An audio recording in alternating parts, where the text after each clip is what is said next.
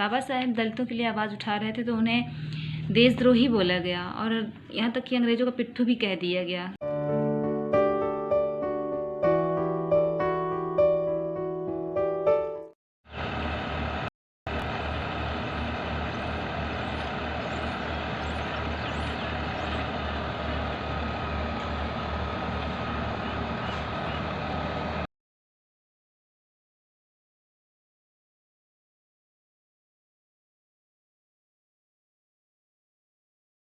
यहाँ पे आप देखो, ये अप्रैल का महीना है और यहाँ पे सबसे पहले जो है 4 तारीख को झलकारी बाई का बलिदान दिवस था।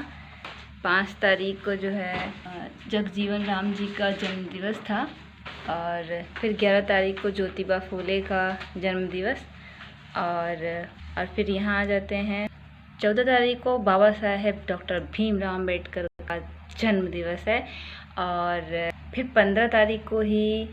15 अप्रैल को बाबा साहेब की जो दूसरी शादी हुई थी।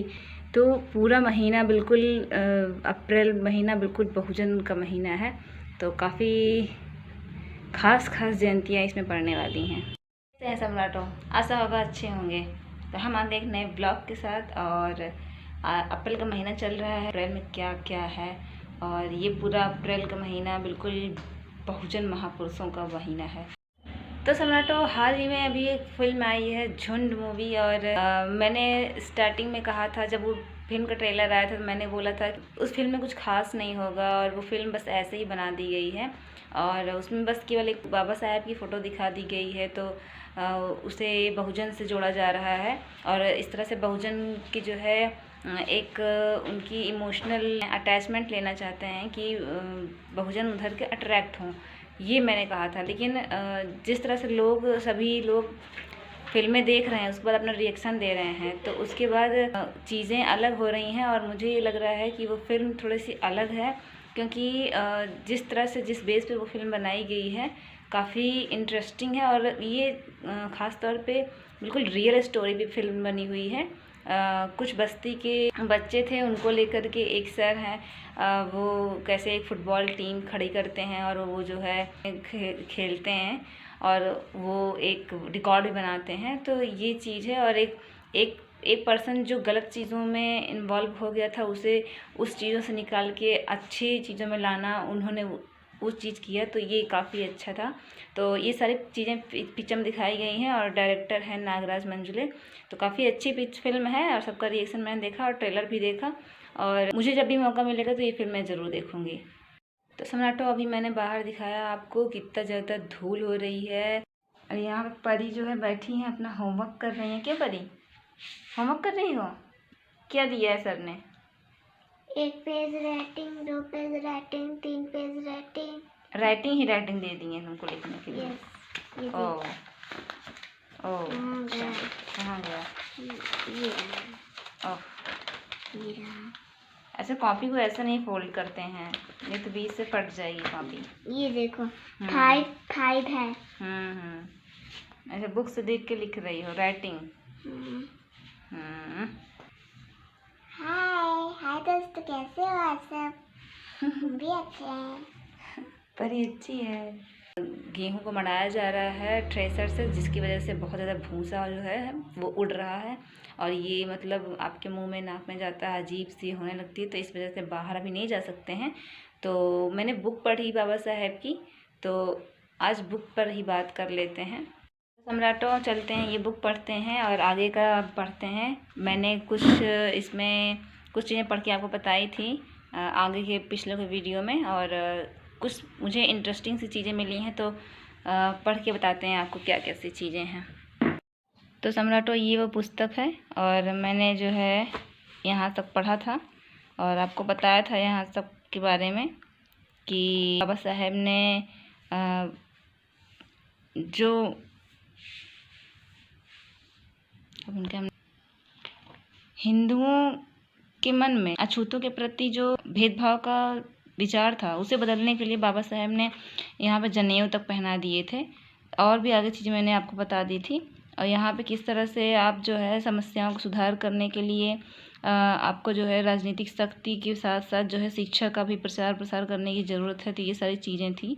यहाँ पे। तो अब आगे पढ़ते हैं, यहाँ से पढ़ते हैं। इंटरेस्टिंग है, काफ़ी ख़ास, मुझे अच्छा लगा। 6 सितंबर 1930 को वायसराय ने अछूतों के नेता की हैसियत से अम्बेडकर को प्रथम गोलमेज कॉन्फ्रेंस में शामिल होने का आमंत्रण दिया। ये काफ़ी ख़ास बात है। फिर हम यहाँ आ जाते हैं सितंबर 1930। लंदन जाने से पहले बम्बई में सभा का आयोजन। अम्बेडकर को मानपत्र व थैली भेंट कर लंदन यात्रा की शुभकामनाएं दी। अम्बेडकर ने सभी सहयोगियों का आभार जताया और भरोसा दिलाया कि देश की आज़ादी की मांग कर स्वराज्य की मांग पर अड़िग रहूँगा, अछूतों के मानवीय हकों की पुरजोर मांग करूँगा। यहाँ पे 4 अक्टूबर 1930 को गोलमेज कॉन्फ्रेंस लंदन में भाग लेने के लिए रवाना। देश में असहयोग आंदोलन चल रहा था। अब यहाँ से देखिए, ख़ास बात मुझे जो लगी वो मैं बताती हूँ आपको। कांग्रेस ने गोलमेज कॉन्फ्रेंस का बहिष्कार किया। आप यहाँ पर सोच लीजिए। अम्बेडकर की देशद्रोही अंग्रेजों का पिट्ठू कहा गया। अखबारों ने भी विरोध में खूब लिखा, लेकिन किसी ने भी कॉन्फ्रेंस में भाग ले रहे मुस्लिम प्रतिनिधियों के बारे में कुछ नहीं बोला या लिखा। राजनीतिक पार्टियों के नेता, रियासतों के महाराजा, नवाब, सिख, ईसाई, मुस्लिम प्रतिनिधियों सहित कुल 89 प्रतिनिधियों ने भाग लिया। आप यहाँ पर सोचो कि एक बाबा साहेब जो दलितों के अधिकारों के लिए लड़ रहे थे, बोल रहे थे, उन्हें यहाँ पर देशद्रोही कहा जा रहा था, उन्हें अंग्रेज़ों का पिट्ठू कहा जा रहा था, क्योंकि अंग्रेज़ भी उनकी बातों से कुछ न कुछ सहमत थे। इसलिए उन्हें भी लगता था कि कुछ थोड़ा सा ऊपर नीचे गड़बड़ सा है, इसलिए वो भी बाबा साहेब की बातों को सुनते थे, इसलिए उन्हें ऐसा सा कहा गया। फिर यहाँ से आप देखिए, नवंबर 1930 अम्बेडकर लंदन पहुँचे तो वातावरण सहानुभूतिपूर्ण था। ख़ास तौर से अछूतों की समस्याओं के प्रति वहाँ सभी की सहानुभूति थी। 12 नवंबर 1930 को बाबा साहेब ने कहा, हम इस कॉन्फ्रेंस में एक नया इतिहास लिखने जा रहे हैं। ये बात बिल्कुल सही है। 17 से 21 दिसंबर के बीच में बाबा साहेब गरीबों, किसानों का शोषण करने वाले पूंजीपति और ज़मींदारों के रक्षक सरकार को हटाने की मांग की। भावी संविधान में दलितों के साथ न्याय की मांग की। 20 से 25 दिसंबर 1930 भाषण से सभी सदस्य प्रभावित थे। बाबा साहेब के भाषण से अखबारों में भी खूब छपा। बड़ौदा महाराज गायकवाड़ ने अम्बेडकर की प्रतिभा की खूब सराहना की। भोज में विशेष आमंत्रित किया उन्हें।